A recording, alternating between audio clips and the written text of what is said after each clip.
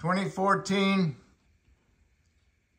Buick Enclave Traverse Acadia water pump. So first thing you want to do is jack it up, support it properly, remove the front tire on the right side, remove the right inner fender skirt. It's got 8 of these fasteners on it. Use this tool. And in a T20, there's 7 of these screws that go around by the fender.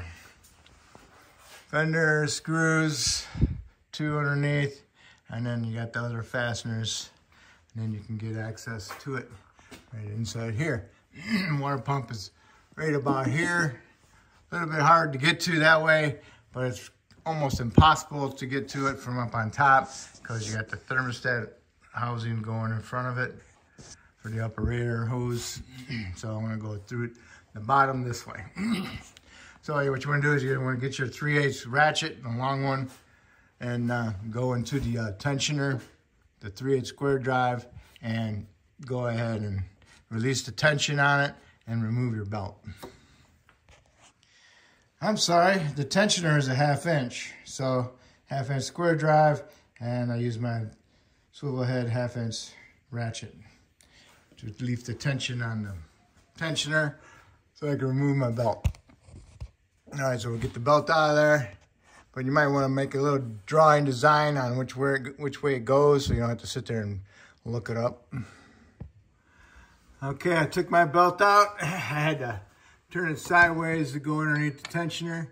The tensioner's got a 13mm bolt up through the center of it. You can remove it if you want to, loosen it to get it out. If you don't have to replace the belt, just undo it off the water pump and work around it. Next, I gotta loosen the bolts up on the pulley. So what I'll do is I'll stick a pry bar up in here, go underneath that big 13 head there, and pry out on the pry bar, and that'll hold my pulley so I can loosen up my 4 10mm head nuts on the pulley. And then when the bolts are out, if the pulley just doesn't come loose, then just go ahead and smack it with a little hammer or your end of your pry bar. Okay? Okay, now that you got the water pump bolts out, the pulley won't come off. So, you want to remove these 2 bolts right here in the front on the subframe, which would be these long ones. Then you want to remove these 2 back here on the subframe mount for this bracket. 15mm, 21mm head bolt here. What you want to do is remove it, thread it back in with 1 or 2 threads. Same thing at the front one, remove it, put it back in 1 or 2 threads. So you gotta be careful that the subframe doesn't drop down, so you might want to support it, be on the safe side before you just let it hang. I'm not really having it come down that far, so you can just remove it, not remove it, but pull it down like a couple threads. You don't have to take it out, but I took the back one out and I threaded it back in. The front one I just loosened it up. So, and then there's an AC hose in front of the pulley. I just pried it into the frame a little bit, and the pulley fell off, and now I got it out. So now all I gotta do is remove the 10mm headed bolts that go around on the water pump. So look at your new one and see how many you got and remove that many. I counted 6 of them, so just be careful when you remove it. The fluid's gonna come out, and you're gonna probably take a bath if you don't watch out. So have your drain plug, your drain pan ready, and I'll get the ones on top first, and I'll leave these 2 bottom ones for last. But I'll loosen them all up first. Okay, what I did, I removed 4 bolts first, the top ones. 1/4 inch for the deep swivel with a little cordless ratchet. I left the 2 bottom ones, the easy ones, for last. And the coolant just starting to come out just a little bit more. And so That's the way I did it. I think that's the best way to do it. And now I'll go ahead and hold the water pump in there, and I'll remove those 2 last bolts. Okay, I got all my bolts out.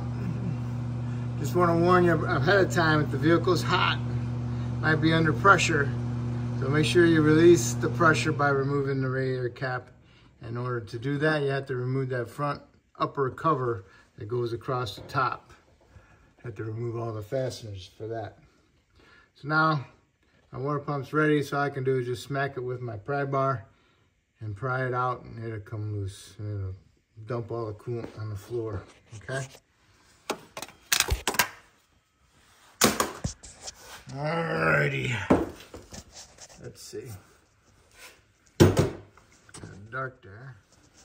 Alright, here we go.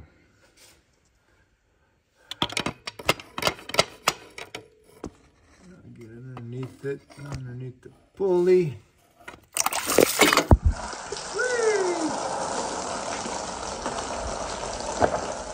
I got a mop, I'll mop it up.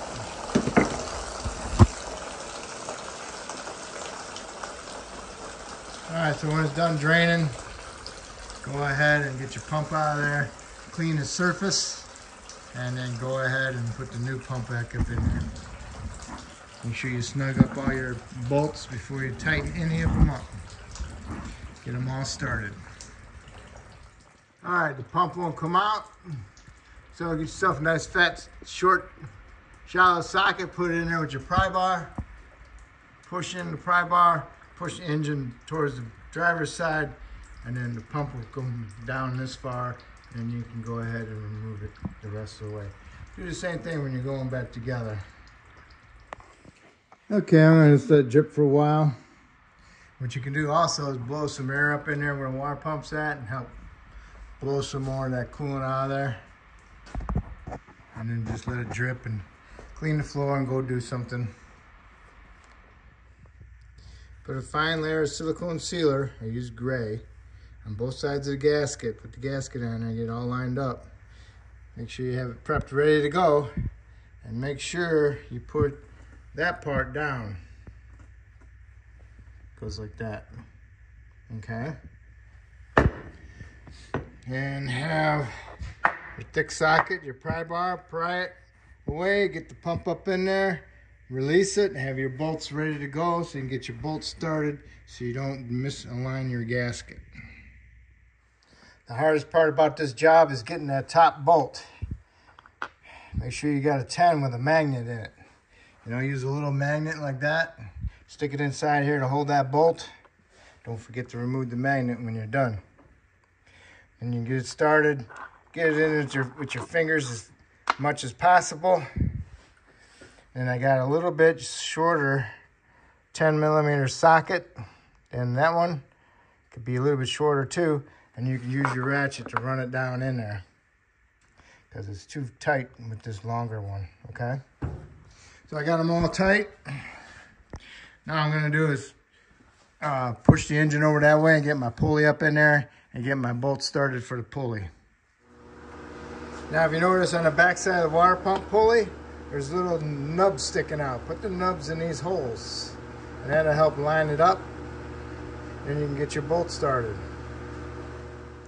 All right, tighten all your water pump bolts, get them all snugged up.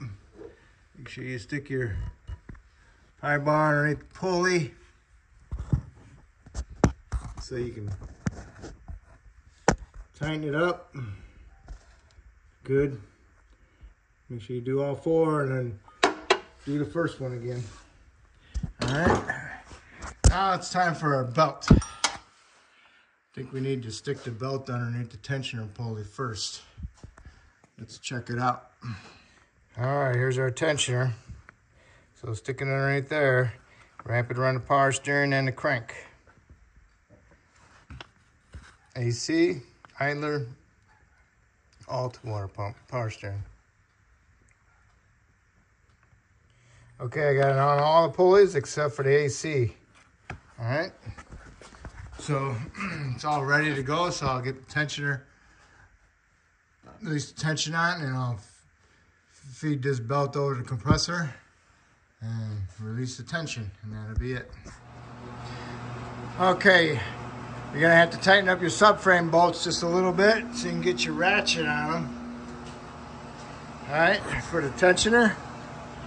And then I moved the tensioner over and I took the belt off the crank and I put it on the AC compressor because it sticks out farther, and then I walked it around on it, okay, because I got a new belt, so it's a little bit tighter.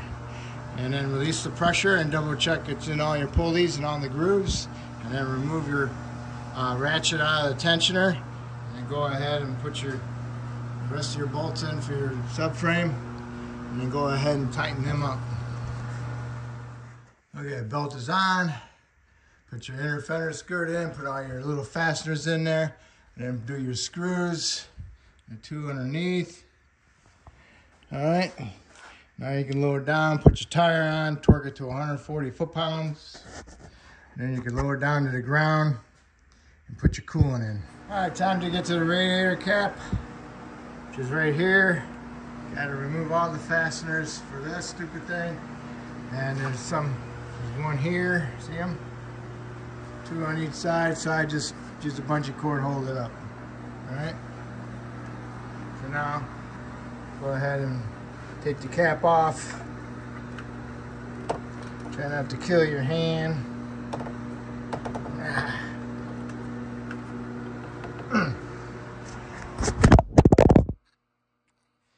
All right, got the cap off. Top off your fluid. I'm pretty sure there's no bleeder on them. So, top it off, start it up, let it run for a little bit, and then shut it off. Put the cap back on, start it up, run for a little bit. Trying to get the operating temperature, and be careful when you do remove the cap that's not under pressure. Just got to get it to belch, and watch your temperature gauge and feel your heat inside the vehicle.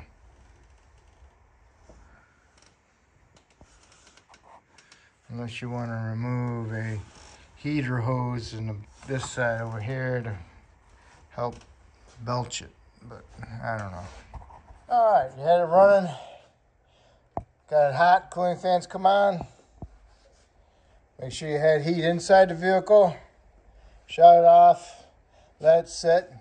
Take the cap back off, double check your fluid level, top it off as needed, and go inside your reservoir, top that off as needed. Then it's just a little bit low.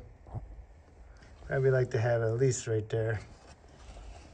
And then go ahead, remove your bungee, lower the flap, put your engine cover back on if you took it off, and then you can just go out and take it for a ride. You know, if it's your car, take it for a ride. Shut it off, let it sit till the next day, and double check your fluid. And if it's good, go ahead and put your fasteners back in. Okay?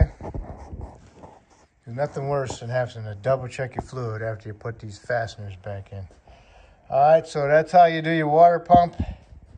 And hopefully I helped you out with this video. And if so, hopefully you can help me out by subscribing to me. And I appreciate it. And good luck.